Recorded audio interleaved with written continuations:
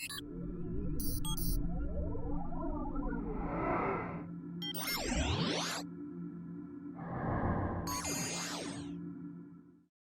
opinions expressed on this podcast by the host are solely the host's own opinions. The hosts do not represent the opinions of the producers of this program, who bear no responsibility or liability for the program's content. The purpose of this podcast is intended to inform its listeners about financial planning and investment issues for qualified individuals and investors. The hosts are receiving no compensation in connection with this podcast. Many of the topics and opinions discussed may be of a personal nature, and some people may disagree or find opinions expressed on this program objectionable. Nothing on this podcast should be construed as investment advice or an offer to invest.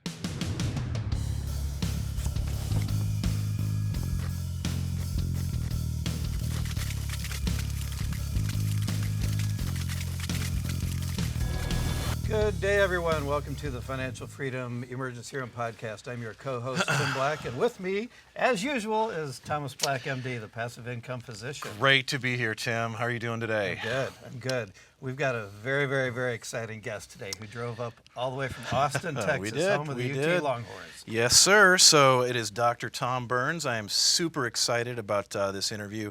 God, we've had this scheduled for at least a month and a half or so, and I've been eagerly anticipating asking some questions. So welcome to the show, Tom. Really appreciate it. Good to see you, Tom. Yes. Thank you.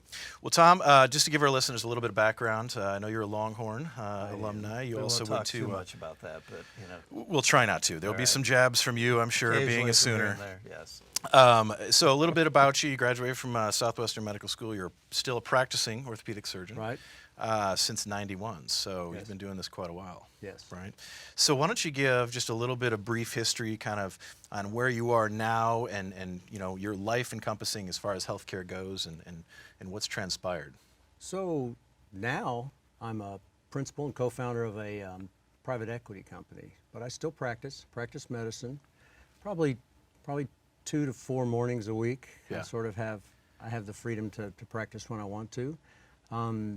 We run our company. We work in the multifamily world, multi-tenant world, and just trying to create passive income for our investors. Right, which is, as we know, very important, and that's very near and dear to our heart. Yes, they do. Well, I really want to get into this. So this is over 20 years you've been doing multifamily, not only development, acquisitions. I mean, you've got student housing experience, so you've really run the gamut on this whole thing. How, in 1991, you're coming out, you're an orthopedic surgeon, how the heck did you get started in this? So it all started a few years before that. It started in residency. I noticed the doctors that were training me were making enormous amounts of income compared to what the doctors are making these days, yet they were still complaining. And I realized that the better I got at my profession, the less time I was going to have, and I didn't want to be complaining like they did. So I started seeking out other ways of possibly having some income that might not be correlated to medicine. Right. It took me a little while to figure it out. Went to some seminars, learned all of my financial education outside of that system, and fell on real estate for a number of reasons. I finished my training, went up to Colorado for a year, came back to Austin, and basically started learning on my own. Had some partners, had some friends, had some mentors, started small. Yeah. You know, I bought a condo here and a little piece of land there. I didn't do a whole lot of the single family move up to multifamily. Sure. You just jump right in. I started kind of quickly with a lot of student properties at the University of Texas. Right. And that's still doing well. Did they pay? Yeah, They so did they did. pay, Okay, yeah. good. So that's still working. You know, not as many ups and downs as the football team. But started there, met some people, met some partners.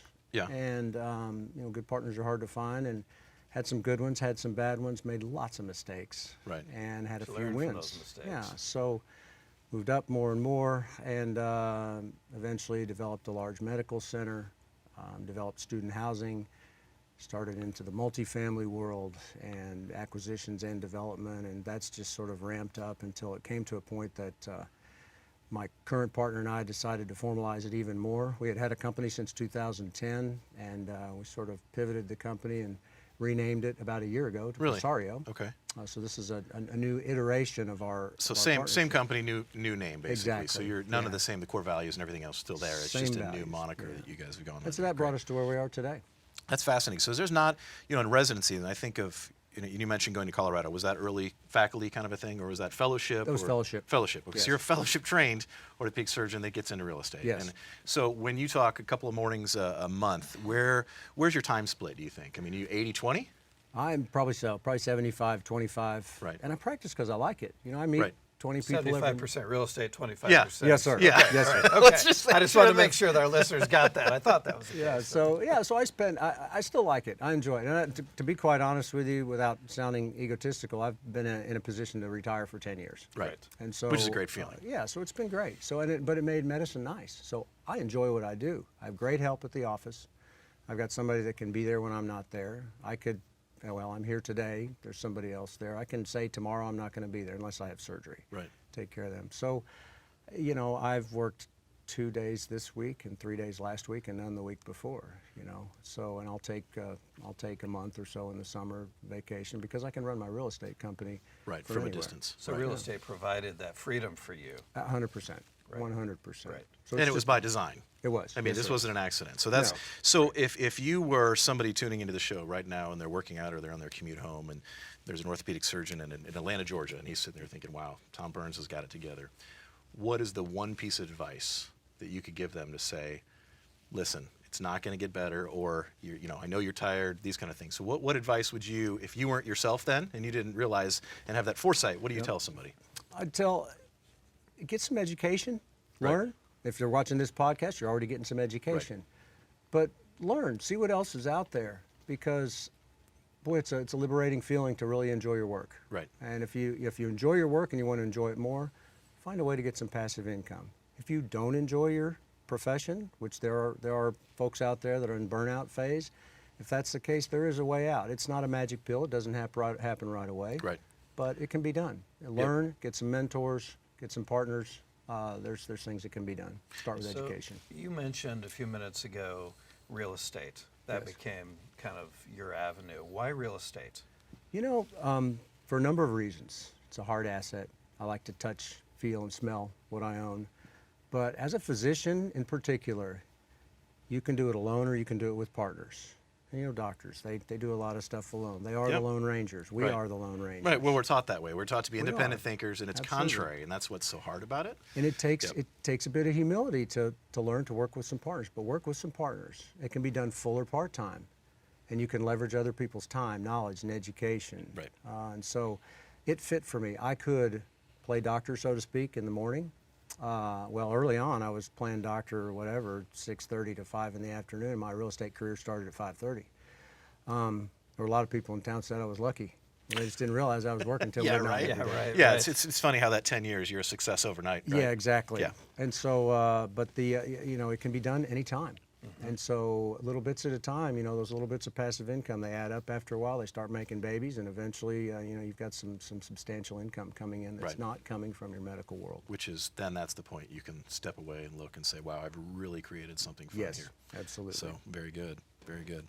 So, in your bio and I read a little bit about your background. So I'm assuming that, I'm putting two and two together here with Colorado, and that's how you ended up as I assume you're the orthopedic surgeon for the U.S. ski team? Yes, one So of. that's Colorado. Not One the, of. yeah. Well, yeah. I mean, that's still, I'm right? the guy You're today. the guy. I did a fellowship with a gentleman called, with the Stedman Hawkins Clinic. It was a relatively high-powered sports medicine fellowship, and he was the head physician for the ski Really? team. So took care of the Alpine team one year, and then in the summer of '91, I was the physician for the Olympic Training Center in Lake Placid. Oh, wow.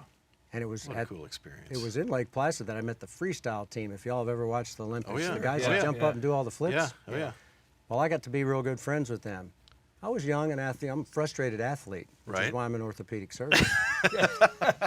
Nobody was great. going to pay me to do what I did. So they put me on the trampoline, they trained me, and I was the first physician to qualify to jump in competition. Get out. Yeah, Really? So Wow. it was a lot of fun. So I That is a wasn't hell of a story. foolish enough to do it. But Right. Oh, okay. That's what I was going to say. Wait a minute. So you got there. Yeah, I got there. I Pulled just the could say I trigger. did. But Well, yeah, so that- now we travel around the world. I go with them to World Cup events, and so last time was Minsk, Belarus.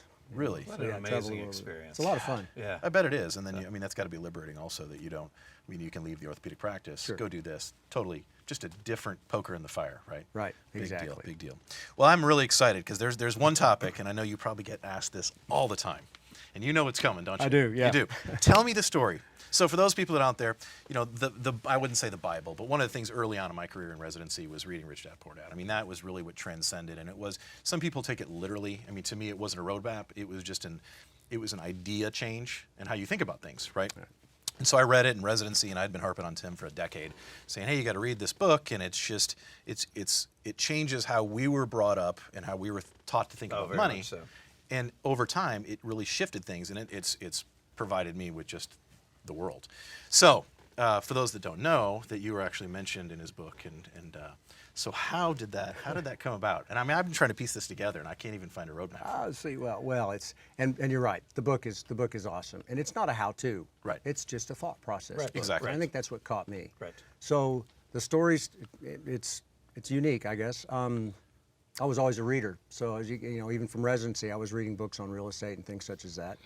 And back in 1996, I think it was, I was getting my car washed, and on the back table was this intriguing book with pretty colors. It's something about rich dads and teaching kids and money and things like that. I just said put it on my bill. I was getting my car washed.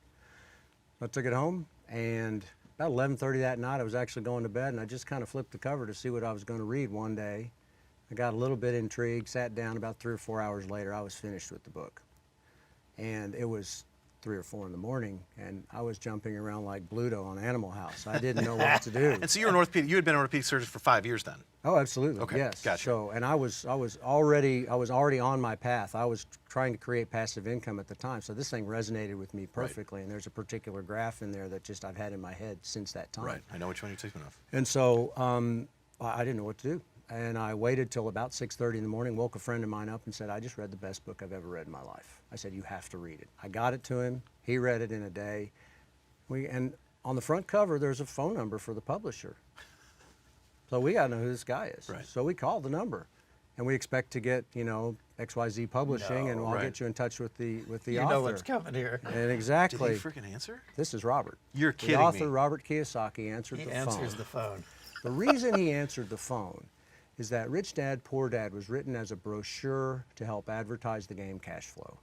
They self-printed 1,000 copies, and Robert will tell you himself that nobody would take the book. So he self-printed 1,000 copies.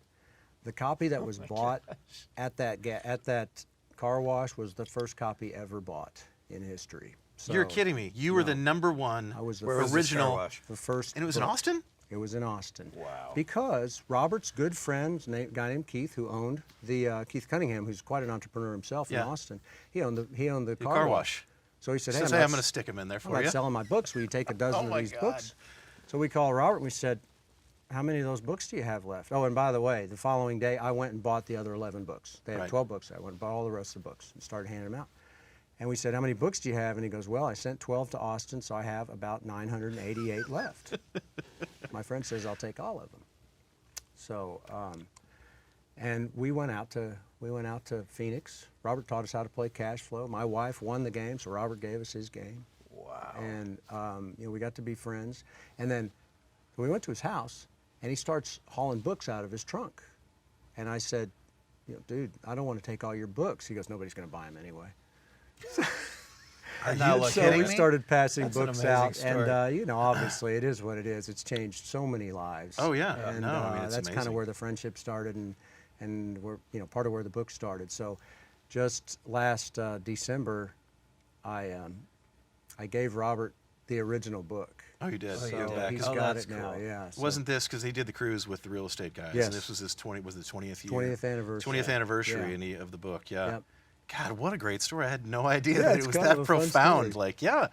Wow. Well, That's interesting. I'm a little blown away. So, do you have any other family members in medicine? I do Brother, not. sister. So you're the No. only one. I'm the only one. Mother, father. Mom was a nurse for a while, Okay. but she was not nursing by the time I was, conscious. But no lineage of physicians that we see so often. Dad in was a that federal kind of cop. Federal cop. Wow. God, I'm still blown away with the Kiyosaki story. Yeah, so. so am I. So Amazed. let's just talk about this freedom piece of it, Yeah. right? I mean, let's go back.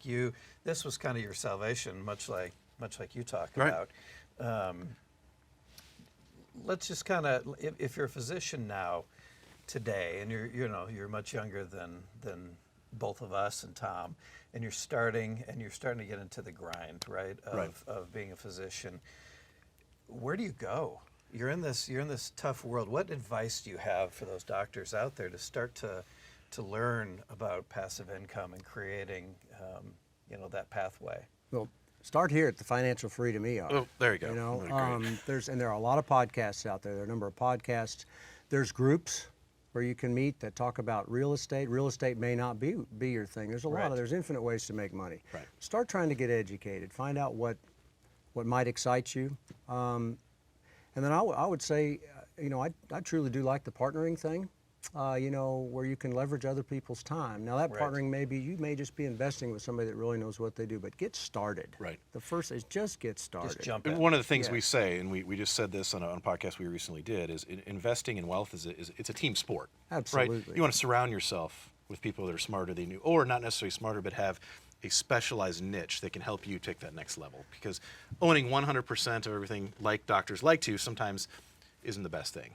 Well put. And and I'll say to my brethren doctors, typically we're used to being the smartest guy in the room. Right. And we don't have to be the smartest guy in the room. There are people that know things that we don't need to know and that can really help us with our team. Exactly. For wealth. So, it's a really good way to go. So just get in the game. Just jump in the game. Yep. Yeah. That's great. I've been particularly interested in learning about Presario, right? Yeah. So tell us, bring us up to date with what you're doing now, what's happening, what you've learned. Yeah, I've learned. Yeah, well, tough market as always. Yep. Yeah. But we have our niche is in the multifamily world currently on the Class A, because we're developers. So we'll do development, or what we call recapitalization, where we might take out a developer in the middle of his development. So part of the reason we like the Class A property is we like the debt structure. Mm-hmm. And as your listeners start to learn, it's not necessarily how much you make, it's how much you keep, and sometimes it's the debt structure that allows you to keep more. That's right. So the debt structure we use is an FHA HUD insured loan. And so if if somebody buys a house, they get a nice 30-year mortgage. Somebody buys apartments these days, sometimes the length of the term will be 10 or 12 years. And then in our loan product, we get a 40-year fixed loan. And the reason we like that now is somewhat of a defensive posture. 40 years, fixed rate, fixed amortization. At the lowest interest rates, and what we can say, arguably, probably in history. Yes. Yeah. They're not a bad hedge. Yeah, No. so and we just think, we think interest rates are going to rise, and that's, interest and taxes are your two main expenses. So if we can eliminate that variable and work on the taxes, hopefully we can have some nice returns, stable returns for our investors as things go up and down, because life is waves. It's been a really nice ride over the last 9 or 10 years, and I think everybody, and everybody knows that things will change. Doesn't mean they're going to get bad. Right. But we just need to be prepared, Yeah, they just won't be on fire. I mean, and that's so. How do you combat, when you look at your underwriting? How do you combat that? In addition to a 40-year note, which is fantastic because you're fixed and you're not going to. Are there any things like, do you anticipate your economic vacancy being a certain percentage so that you can offset your cash flow? Yes, we do. Yeah, I mean we tend to, and one nice thing about the loans we use is that HUD will actually underwrite it. So there's all kinds of third-party oversight for us. There's the lenders underwriting it, HUD's underwriting it, we are, and then the broker underwrites it, and it looks great when the broker underwrites it. Of course, it always does. Yeah. But, and so we tend to be the most conservative between HUD, the lender, and us. We tend to be conservative, but we put a high economic vacancy, and that includes a lot of things, physical vacancy and chargebacks, things like that. But we'll stress it. Even before we stress it, currently the rent growth around Dallas and some places has been really nice. Mm-hmm. It was up to 8.6% several years ago. Yeah. And, average in Dallas is about 2.3 or something like that. Well, even Austin, Texas, where I am, our rent growth was slightly negative last year. So we'll put in about a 1% rent growth in our underwriting. Occasionally we'll do 2%. We will stress it to 0 rent growth and 80% occupancy and see how far we can go before we get below debt coverage ratio. Mm-hmm. So Interesting. we stress them out. So we'll do a sensitivity table and show where we can go. And if there's not enough headroom for trouble, then we'll pass on it. And so we do get a lot of deals brought to us because of the niche that we're in. And we probably look at 25 or 30 deals a week. and we do probably 4 to 6 a year. Yeah, that's about where we're at about a 2%, something like that. 2% Holy capital, about a 2% conversion, something like that. So how'd you get into development? This is fascinating to think about, from doing surgery to development. Now you're in development. Yeah. By mistake and happenstance. So I was purchasing, my partner was purchasing and had developed some retail centers. And we ended up, we got a good deal on a piece of land. We bought this piece of land. And then this was about 2007. Right? Yeah. Good deal in 2007. Right. Exactly. So we bought this piece of land, and then we bought the one next to it, and we had 16 acres or so, and things started turning down, and there wasn't much money out there. There wasn't much debt out there to buy anything. We had this land that had literally a dog fighting pen in it.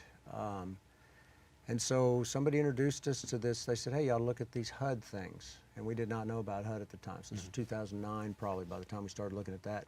So we were introduced to HUD, and that's how we got into the development. So we literally were the developers. That was our first development. Really? And I'll tell you, we had a feasibility study that looked like the market was going to do this, and he was right on. The only thing he missed was that it was actually better than he said. Right. And so we thought that the timeline for the project was good because we were building right at the trough. But our investors didn't think it was as good as we did. We scratched and fought and truly did the old line of credit card. Right. Mom, can I borrow? You're hanging out there. We were doing everything to get the money, and but we structured quite a deal. It was the first deal of its kind. So the city of Austin needed housing, so we structured a bond deal with them, and on your first development deal. First development deal, and wow. They'll typically give a certain amount to a for-profit, a certain amount more to a nonprofit, and they gave us more than that. And in addition, we gave them affordable units, which is what the city wants. Right. And they were kind enough to abate our taxes for 99 years. So. My God.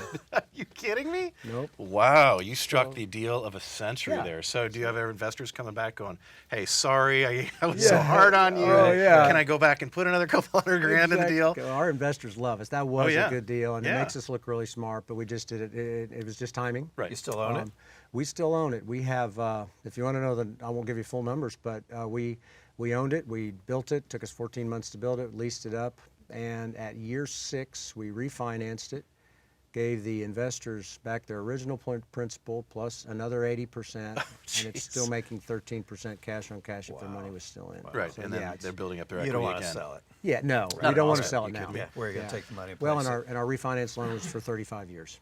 Jesus, so that's that's literally just you've got an ATM somewhere out there in Austin that's just printing money. So that was just going to do its that's thing. incredible. Yeah. So tell me, if you have to look back, and that was arguably probably one of your best deals. Absolutely. What was the biggest mistake and learning lesson that you made over the? I got lots of them. Yeah. Any one that sticks out, and we've all got that one that you're like, wow, God, I learned so much. Great thing. Yeah. Early on, actually prior to this development, I bought a small apartment complex in a college town, and I really didn't know what I was doing, and that's where I learned how important management is. Found a manager in town that had a good reputation. He put his son on the deal. His son had never done that before. I barely got out of it with my shirt. Got out of that. I did buy a restaurant once. My advice to physicians is not to buy a restaurant. No. That's great advice advice. to That's a everybody, great don't buy yes. Yeah, right. out Anything operationally constrained is not a good business. I Yes. found I'm not a restaurateur. So Sure. yeah, and then partners. Very I've had some important. good partners, bad partners. Some people I've dealt with. Some of them are in jail, and some of them should be. I'll just say it that way. Yeah. So it's tough to find a good partner. It's nice that you two have each other. Right. Yeah, we've had been some down that trials and road, tribulations yeah, with yeah, partners, and you're absolutely right. It's a marriage, and Yeah. arguably it's probably harder to get out of a partnership than it is a marriage. Right. And there's a lot. I mean, it's difficult. Indeed. So anyway, well, how can our listeners get a hold of you if they have questions or any projects that you may have coming up? Love to get you out there and maybe educate and help those colleagues that we have out there. Well, anything you can reach me personally at tom@presarioventures.com. And the website is presarioventures.com. Great. Ask one more question. Yeah. How'd you come with Presario? So it's a play on the word empresario. Empresario is the Spanish word for entrepreneur. And the first empresario in Texas was Moses Austin, who was the father of Stephen F. Austin, who founded Austin's Colony, which is Austin, Texas. And we're proud of our Austin roots, and so that's sort of the double meaning of that name. Interesting. Oh, that's awesome. I like it. Yeah, that's very, very cool. Well, Tom, this has been a lot of fun. We appreciate It's you. been great. Thank you for having me. Having some coffee and kolaches on the way up You from betcha. Austin. And go Longhorns, right? And more on the way. Absolutely. We've exactly got a it. ways to go. No, you don't. I think the Longhorns are on the It's upside. our year. It's always our year, right? All right. Well, thank you, folks, for tuning in today. We appreciate you joining us in the Financial Freedom Emergency Room podcast. As usual, you can find us at passiveincomephysician.com. Thank y'all.